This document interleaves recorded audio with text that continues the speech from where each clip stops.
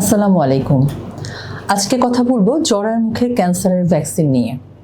জরায়ু মুখের এই ক্যান্সারের ভ্যাকসিন নিয়ে আমাদের রোগীদের মধ্যে নানান ধরনের প্রশ্ন থাকে। তারা আমাদের চেম্বারে এসে জানতে চান যে আসলে ম্যাডাম এই ভ্যাকসিনটি কাদের জন্য প্রযোজ্য। জরায়ু মুখের ক্যান্সারের ভ্যাকসিনটি সাধারণত 9 থেকে 45 বছরের সকল নারীদের মধ্যেই এই ভ্যাকসিনটি কার্যকর। অনেকেই জানতে চান যে এটা কি আসলে মাসিকের সময় ওই টাইমটিতে দেওয়া যাবে কিনা, বা আমি বাচ্চা নিতে চাচ্ছি এই সময়ে কি এই ভ্যাকসিনটি নেওয়া যাবে কিনা। অ্যাকচুয়ালি মাসিকের এই সময়ে জরায়ু মুখে ক্যান্সার নেওয়ার কোনো বাধা নেই, কিন্তু কেউ যদি বাচ্চা নিতে চান আমরা সাধারণত ওই টাইমটিতে এই ভ্যাকসিনটি সাজেস্ট করি না।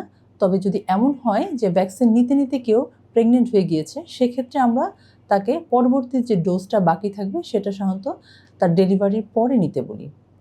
আরেকটি ব্যাপার যেটা, সেটা এই ভ্যাকসিন নিলেই যে আপনার জরায়ুর পরীক্ষা আর করতে হবে না এমন কিন্তু নয়। এই ভ্যাকসিনটি কিন্তু জরায়ুর ক্যান্সারের বিরুদ্ধে আমাদের শরীরে একটি প্রতিরোধ ব্যবস্থা।